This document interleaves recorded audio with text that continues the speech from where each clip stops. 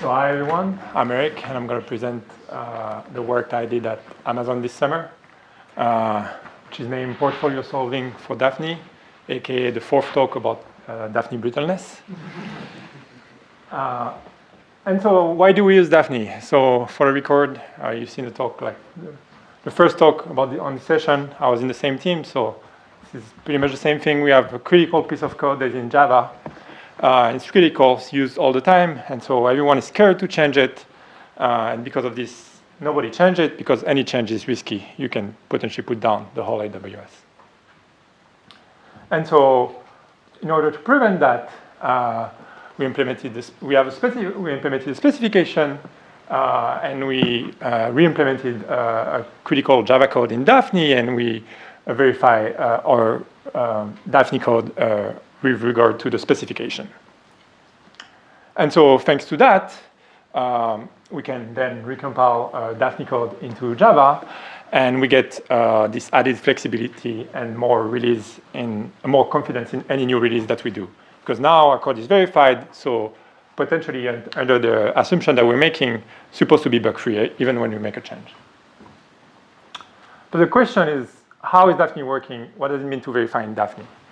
And so here I took like a really simple function. I'm going to go quick there, supposing that like everyone knows Dafny' a bit, but basically imperative programming at its best, but we add this annotation where we want to prove this postcondition here that y is greater than 0. And why? Because this is an absolute function, so all the return value should be greater than 0. And so what's happening here is once we have this postcondition that we want to prove, Dafny' is going to transform it into what we call the verification condition, which is then going to be encoded in this like universal language that is standardized, which is called SMTlib. And it looks a bit like this. So this is an assertion. And this is a global way to send a message to the solver asking, okay, can you prove this thing under, can you basically prove this thing? And so you can send it to Z3, you can send this to 65, any solver that takes SMTlib as a format, as an input format. And the thing that is important is you can get three types of answers: valid, invalid, or timeout. And timeout is basically, it doesn't verify in the time that you allocated or under the resource that you gave. But the only thing that we care at Amazon, since we want to ship our code and bug-free, is when the input is valid. Any other result would be a failure for us, and we cannot ship this code. So meaning that like delay in a release, which is a problem. So now the thing is, what can happen wrong here? And let's try to take the example of Alice. Alice is an engineer in the team. She developed a new release with some addition and deletion of code. And now she's trying to verify it. And great. It's verifying on her laptop. Everything is great. Now time to do the pull request.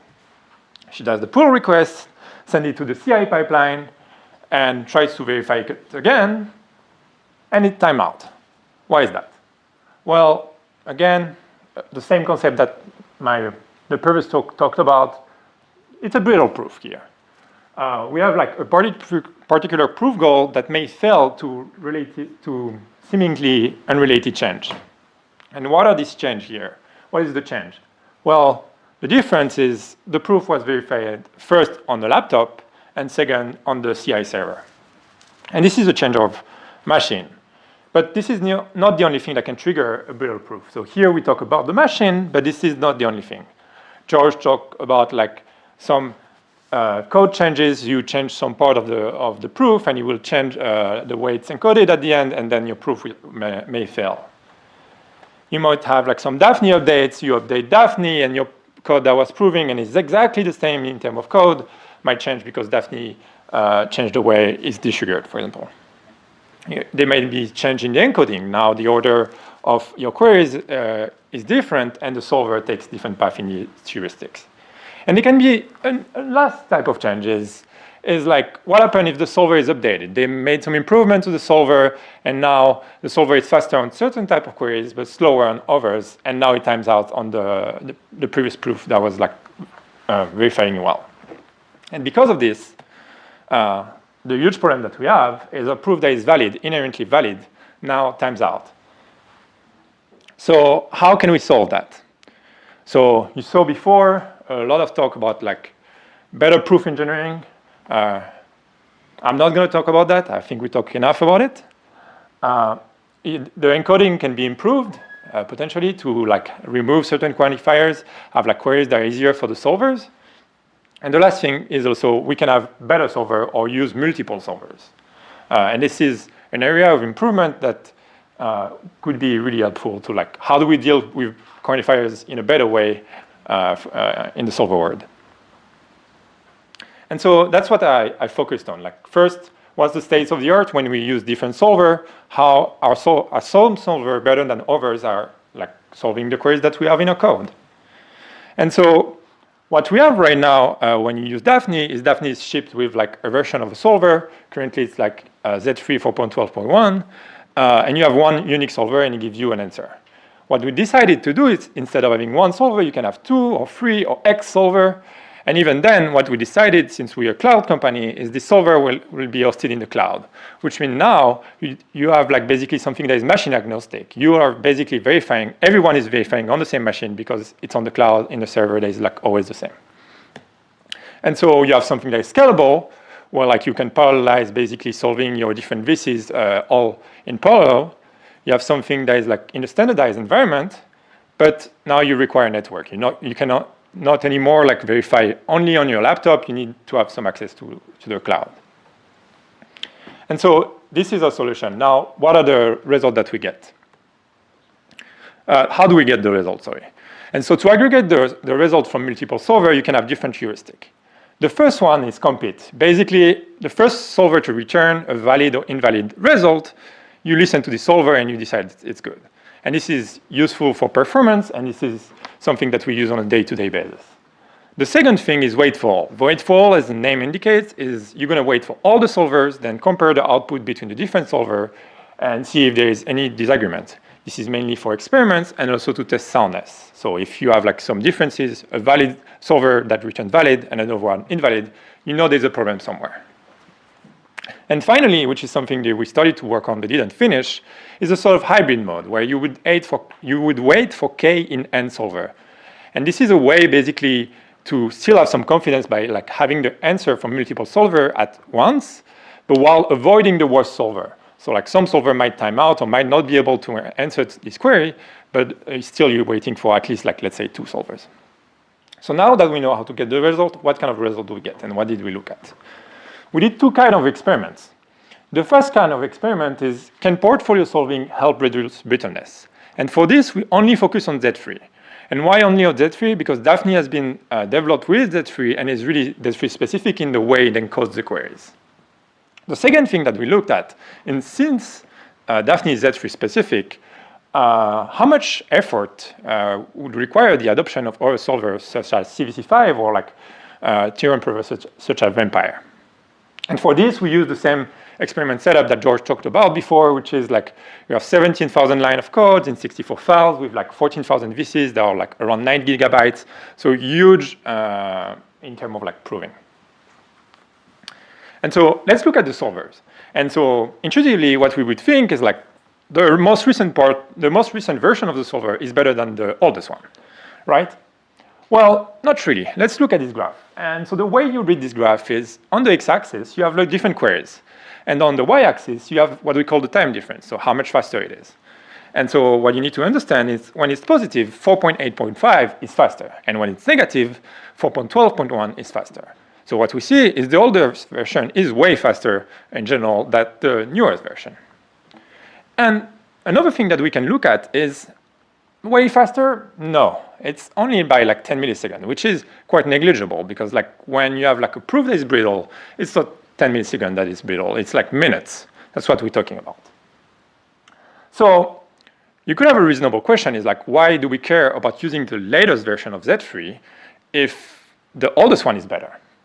Well, I would put this table as a counter argument. Here we can see something that like, where we compare the 3 different versions of Z3, and what we see is a confirmation first of the result that we saw in the slide before. The number of like faster wins, which means like when the solver is faster than any of the 3 other solver that is. So here we can see that like in 86% of the case, the oldest version of Z3 is faster. It is indeed faster. So, but the thing that we see on the other column is the number of timeouts are unknown. And what we see is 4.12.1 is the only solver able to solve all of our proofs. Which means that, like, if you remember, our goal is to be able to verify everything, so to have like everything be valid.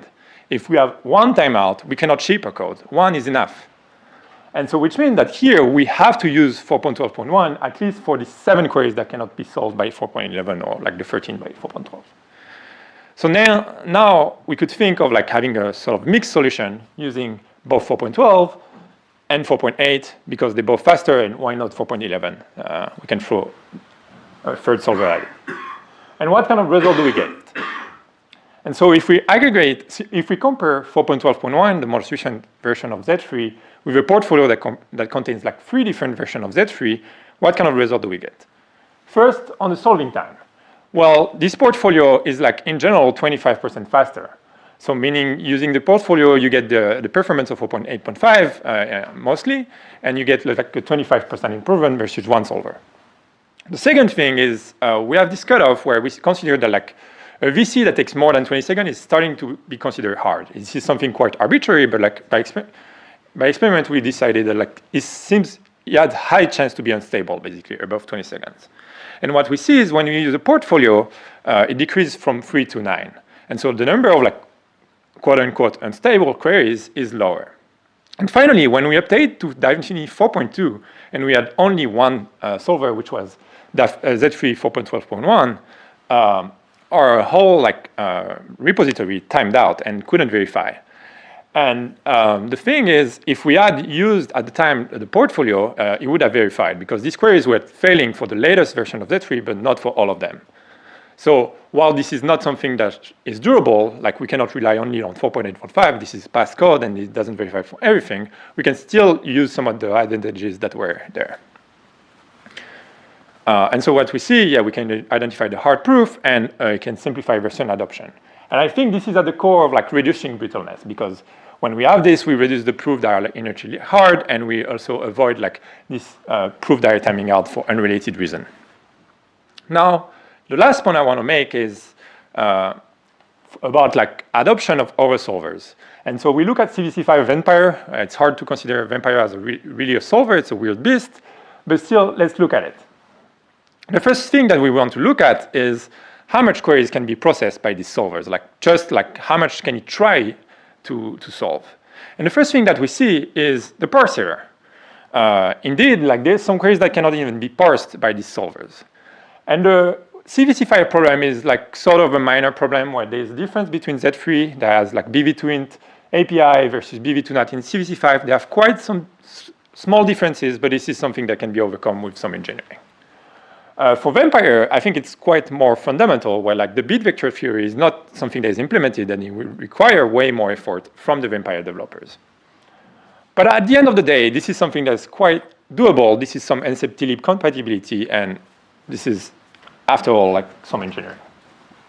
The second thing that we look at are the timeouts. And the timeouts, what's interesting is like there are 213 timeouts with this version of CVC5. And we contacted the developer of CVC5 that were still working on like newest version, and they were like, yeah, well, now we have better quantifier instantiation in CVC5, and 22 of these queries were able to be solved. And what we concluded is like, we hope that like in the future, CVC5 will be as good as Z3 on certain point, and that for now, at least this query, the timeout, are a good benchmark for the solvers. And finally, again, we have the faster, like when the solver is the fastest, and like the improvement in terms of time. And so what we see is CVC5, for example, is faster 5.9% of the time. But if we look at the time improvement that this 5.9 queries represent, it's 12.1%. So meaning that like the amount that like of improvement that we get from like this low amount of wins is quite significant. So meaning that like when CVC5 is better than Z3, it's better on the query that matters. It's better by a good margin that improves the time significantly. And even more for Vampire. Vampire is better on 0.3 queries, percent of the queries, but the time improvement is 7.2%, which is quite significant compared to the number of wins. And so finally, I would like to conclude by saying that like we had a problem that everyone has here. It's like this brittle proof. They go from valid to timeout. It's a problem for the productivity, and it prevents us from releasing a code. What we decided to do is having multiple solvers and putting these solvers in the cloud so we have a standardized environment. And finally, the result we get is we have a portfolio solver, and now to verify it's 25% faster, it is indeed more stable, and we have better integration of other solvers such as CVC5 or Vampire. And that's it. I'm happy to take any questions.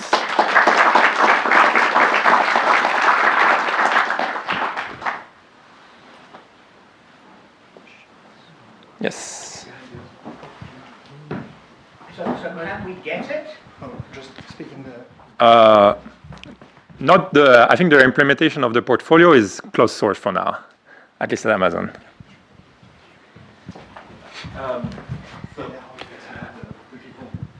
Yeah, thank you for your talk. So you mentioned here that in your portfolio, you gave examples where you tried different versions of Z3 and CVC5. Of course, anybody who uses SMT solvers knows that they have 1 million different options that you can play around with. Have you also explored, different configurations of Z3 in your portfolios, things like that? We did try a different version of Z3, but in general, the thing that we looked at is, there's previous work in the team where like they looked for the optimized parameter for code.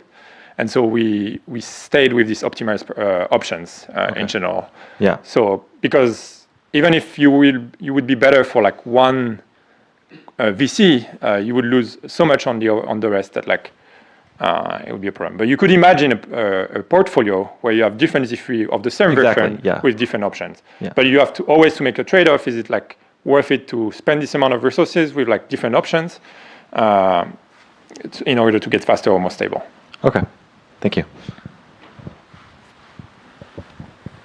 So if you have a particular budget, like a dollar budget, how would you decide between just splitting into smaller VCs versus trying two different versions of some solvers for the same VC? Did you think about this? Or you have infinite money and you don't care? No. I mean, to be fair, when I was to be completely honest, when I was doing it as an intern, I was actually heavily using compute, and I didn't care. But at the same time, I think the main problem is like, if you really don't care too much, at some point you're going to be in a case where no solver at all will be able to solve what you need. And that's where we need to like split the proof in different VCs. So I think there's a trade-off there.